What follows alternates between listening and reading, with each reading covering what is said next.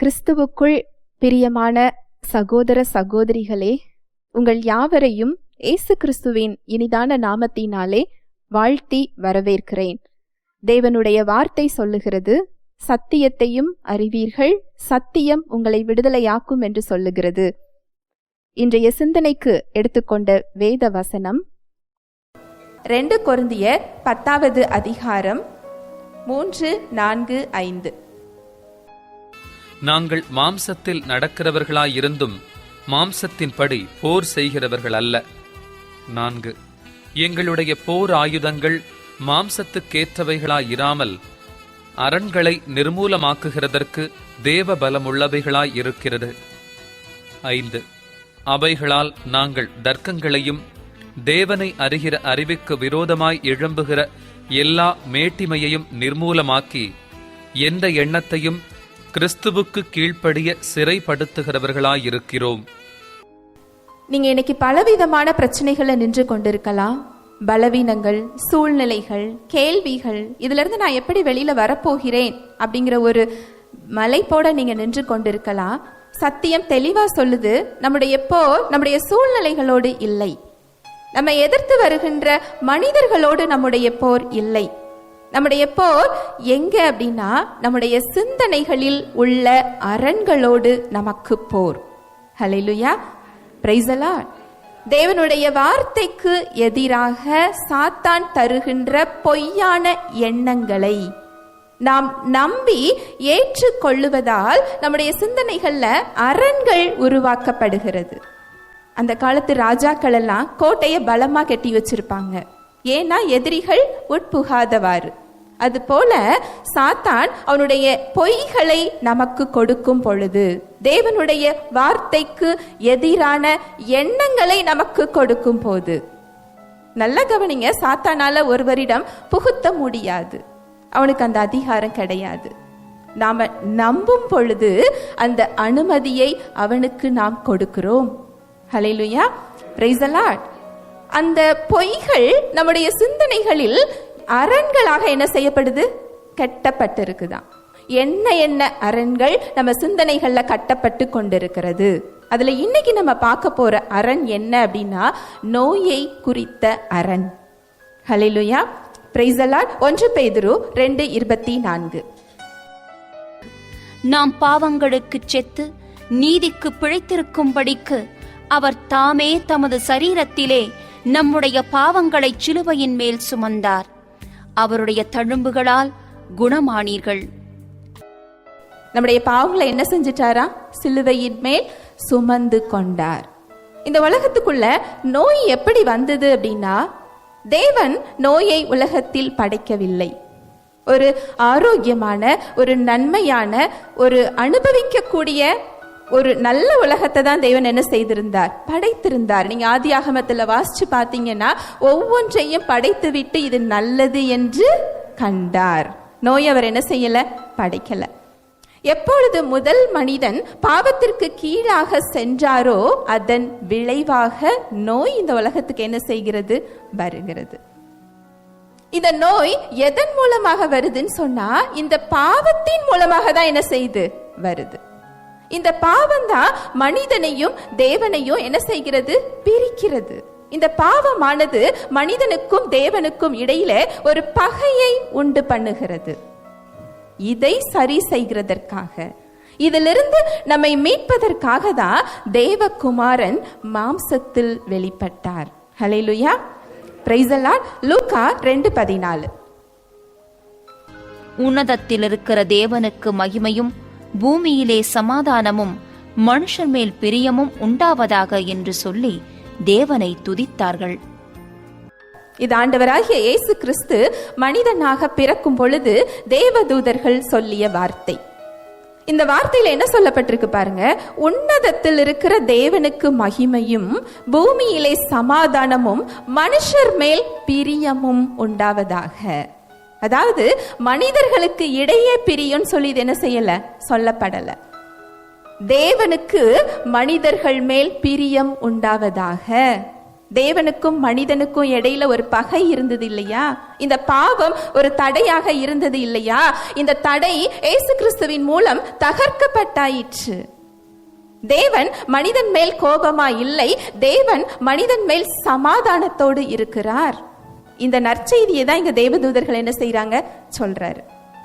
மனிதர் மேல் என்ன உண்டாக கடவது? பிரியம் உண்டாக கடவது. அப்போ அந்த பிரியம் உண்டாகணும்னா அங்க என்ன செய்யப்படணும்? அந்த பாவம் எடுக்கப்பட வேண்டும். இந்த செயலை செய்யறதுக்காக தான் இயேசு கிறிஸ்து என்ன செய்தார்? வெளிப்பட்டார். 2 கொரிந்தியர் 5:21. நாம் அவருக்குள் தேவனுடைய நீதியாகும்படிக்கு பாவம் அறியாத அவரை நமக்காக பாவமாக்கினார். பாவம் அறியாத அவரை நமக்காக என்ன செஞ்சாரா? பாவமாக்கினாரா. ரத்தம் சிந்துதல் இல்லாமல் பாவ மன்னிப்பு இல்லை. பாவத்தின் சம்பளம் மரணம். இந்த தண்டனையை நாம ஏற்றுக்கொள்ளுகிறதற்கு பதில் நம் சார்பில் இயேசு கிறிஸ்து ஏற்றுக்கொண்டார். நாம் நிற்க வேண்டிய இடத்தில் நமக்கு பதில் என்ன செஞ்சார்? அவர் நின்று கொண்டிருந்தார். அந்த தண்டனைகளை நமக்கு பதில் ஏற்றுக்கொண்டாராம். தண்டனைகளை மட்டும் ஏற்றுக்கொள்ளல, நல்லா கவனிங்க. நமக்கு அந்த பாவத்தின் இயல்புல இருந்தும் நமக்கு அங்க என்ன கொடுக்கப்பட்டிருக்கு? மீட்பு கொடுக்கப்பட்டிருக்கு. 2 கொரிந்தியர் 5:17. இப்படி இருக்க ஒருவன் கிறிஸ்துவுக்குள் இருந்தால் புது சிருஷ்டியாயிருக்கிறான். பழையவைகள் ஒழிந்து போயின, எல்லாம் புதிதாயின. ஒருவன் கிறிஸ்துவுக்குள் இருந்தால் புது சிருஷ்டியாயிருக்கிறானா. பழையவைகள் எல்லாம் ஒழிந்து போயின, எல்லாம் புதிதாயின. அந்த பாவ இயல்பின் நிமித்தம் என்ன என்ன விளைவுகளை சந்தித்து கொண்டிருந்தோமோ, நம்மளுடைய ஆவி எப்படி மரித்து போய் இருந்ததோ அதெல்லாம் ஒழிந்து ஒரு புதிய ஆவியை என்ன செய்து கொண்டோம்? பெற்றுக்கொண்டோம். ஏன்னா இதற்குரிய தண்டனையை யார் ஏற்றுக்கொண்டாரா? கிறிஸ்து ஏற்றுக்கொண்டார். ஏசாயா 52:14. மனுஷனை பார்க்கிலும் அவருடைய முகப்பார்வையும், மனுபுத்திரரை பார்க்கிலும் அவருடைய ரூபமும் இவ்வளவு அந்தக்கேடு அடைந்தபடியினாலே அவரை கண்ட அநேகர் பிரமிப்படைந்தார்கள். இதோட அர்த்தம் என்ன தெரியுமா? சிலுவையில அவர் மனித ரூபமே இல்லாமல் இருந்தார். அதாவது நம்முடைய தண்டனையை, அந்த பாவத்திற்கு என்ன தண்டனையோ அந்த தண்டனையை அவர் 2 மடங்கு ஏற்றுக்கொண்டாரா. 1 மடங்கு இல்ல, 2 மடங்கு. முதல் மனிதன் ஆதாம் செய்த பாவத்திலிருந்து கடைசி மனிதன் இயேசு கிறிஸ்துவோட 2ஆம் வருகைக்கு முன்னால் பிறக்க போகிற குழந்தையின் பாவம் வரைக்கும் அங்க அவர் என்ன செஞ்சிட்டாரா? சுமந்து கொண்டார். அதுவும் 1 மடங்கு இல்ல, எத்தனை மடங்கு? 2 மடங்கு. அதனாலதான் அங்க தண்டனை எப்படி இருக்குது பாருங்க. மனுஷனை பார்க்கிலும் அவருடைய முக பார்வையும், மனுபுத்திரரை பார்க்கிலும் அவருடைய ரூபமும் இவ்வளவு அந்த கேடு அடைந்தபடியினாலே. நமக்கு சமாதானத்தை உண்டு பண்ணும் தண்டனை, ஆக்கினை அவர் மேல் வந்தது. உழுத நிலம் போல காணப்பட்டாரா. அதனால் நீங்களும் நானும் விடுதலையாக்கப்பட்டிருக்கிறோம். அதனால் நாம புதிய சிருஷ்டியாக மாற்றப்பட்டிருக்கிறோம். யார் ஒருவர் இதை விசுவாசிக்கிறாங்களோ அவங்க என்னவாக மாற்றப்படுறாங்க? புதிய சிருஷ்டியாக. அந்த பாவ இயல்பு மறைந்து தேவ இயல்பை நம்ம என்ன செய்து கொள்ளுகிறோம்? பெற்றுக் கொள்ளுகிறோம். என்ன காரணத்தினால் நோய் பூமிக்குள் வந்தது? பாவத்தின் விளைவாக. இந்த பாவத்தையே அவர் எடுத்துக்கொண்டார் என்றால் நோய் எப்படி வர முடியும்? வேறையே அவர் எடுத்துட்டாருன்னு சொன்னா கனி எப்படி வர முடியும்? பாவங்களுக்கு என்ன செஞ்சிட்டோமா? மரித்து போய்விட்டோம்.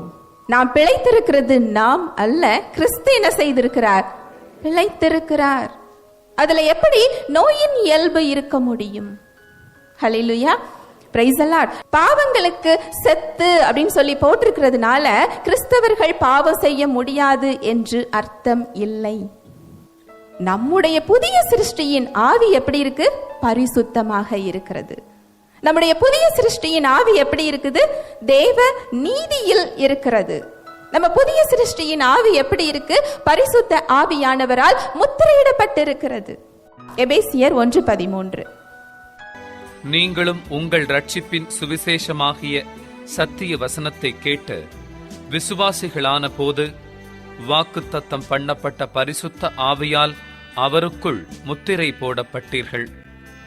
எப்பொழுது இயேசு கிறிஸ்துவை இரட்சகராக ஏற்றுக்கொண்டீங்களோ பரிசுத்த ஆவியானவர் உங்களுடைய புதிய சிருஷ்டியின் ஆவியை என்ன செஞ்சிட்டாரு? முத்திரை போட்டுட்டாரு.